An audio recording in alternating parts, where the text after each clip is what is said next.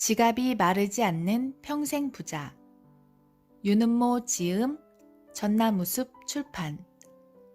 진정한 부는 얼마를 가졌느냐가 아니라 얼마나 오랫동안 풍족하게 사느냐로 결정된다. 돈에 대한 지식보다는 지혜가 더 필요하다. 돈이 들고 나는 흐름에 더해 우리가 살면서 추구하는 가치, 삶의 방향에 관한 깊은 이해와 믿음이 있어야 한다. 결국 돈과 행복은 지혜가 부족하고 가난한 사람들에게서 빠져나와 지혜로운 사람들에게로 흘러 들어갈 것이기 때문이다. 나는 여행 중에도 틈나는 대로 책을 보고 바쁠 때에도 시간을 내 관심 분야의 세미나에 간다. 그런데 내 친구 중 하나는 세미나에 가자고 하면 늘 시간 내기 어렵고 몸이 피곤하다고 한다. 그러면서 TV와 보고 싶은 영화는 다 보고 지인과의 술자리와 여가 활동에 많은 시간을 쓴다. 시간을 보내는 게 이렇게 다른데 어찌 훗날의 삶이 같을 수 있겠는가? 어느 날 주머니에 마음대로 쓸 수 있는 100만 원이 생겼다고 치자. 누가 그냥 줄 리 없으니 로또 3등에 당첨되었다고 가정하자. 당신이라면 이 돈을 어떻게 할 것인가? 나는 한 달에 한 번씩 부와 성공에 관한 소규모 세미나를 열고 있다. 부자의 꿈을 가진 사람들을 초대해 내가 공부하고 배운 것을 나누고자 시작한 것이 벌써 수년째다. 한 번은 세미나에 참석한 사람들에게 위에 질문을 했더니 다음과 같은 대답들이 주로 나왔다. 오랜만에 근사한 곳에서 가족들과 외식해야죠. 옷이나 구두, 그동안 눈독 들였던 명품 가방을 살 거예요. 외국 여행을 해야죠. 부모님께 용돈으로 드리겠습니다. 아이 과외를 하나 더 늘릴 수 있겠네요. 마침 세탁기를 바꿀 때가 되었는데 잘 됐네요. 간혹 저금을 한다든가 주식에 투자한다는 조금 특별한 대답을 한 사람도 있었다. 그러나 대부분은 그 돈을 어떻게 쓸까를 얘기했다. 이번엔 꿈에서나 나올 법한 일을 가정하여 질문을 던졌다. 로또 1등에 당첨되어 10억 원이 생긴 것이다. 상상만 해도 기분이 좋아진다. 자, 당신은 이 돈으로 무엇을 하게 될까?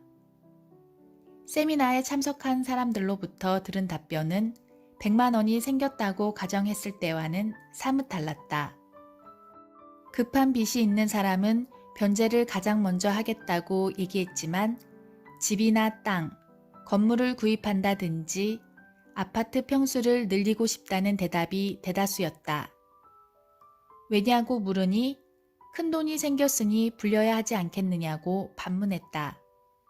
즉, 투자를 이야기한다. 그렇다. 여유가 많지 않은 사람들은 비교적 작은 돈이 생기면 쓸 곳을 먼저 생각하고 큰 돈이 생겨야 비로소 투자할 곳을 생각한다.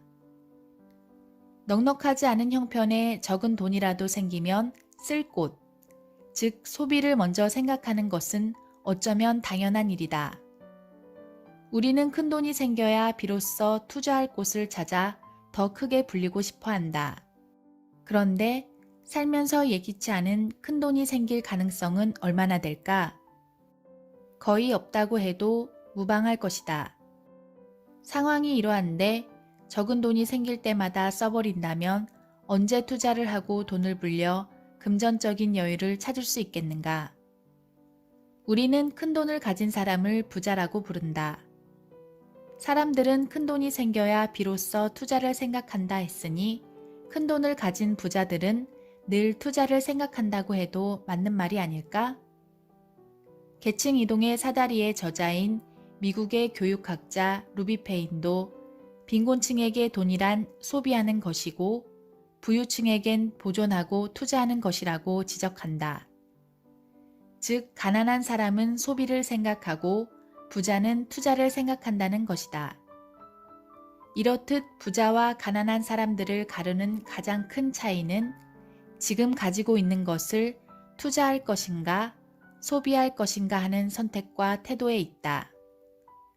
부자에게 돈은 지금의 만족을 위해 써버리는 것이 아니라 더 나은 미래를 위해 투자하고 키우는 대상이다. 즉, 돈을 버는 이유가 투자하기 위한 것이다. 결국 당신이 부자가 될 것인지는 지금 소비를 위해 돈을 벌고 있는지, 투자를 위해 돈을 벌고 있는지를 보면 알 수 있다. 당신은 지금 무엇을 위해 돈을 벌고 있는가? 가난한 사람은 소비를 위해 돈을 벌고 부자는 투자를 위해 돈을 번다. 당신은 무엇을 위해 돈을 버는가?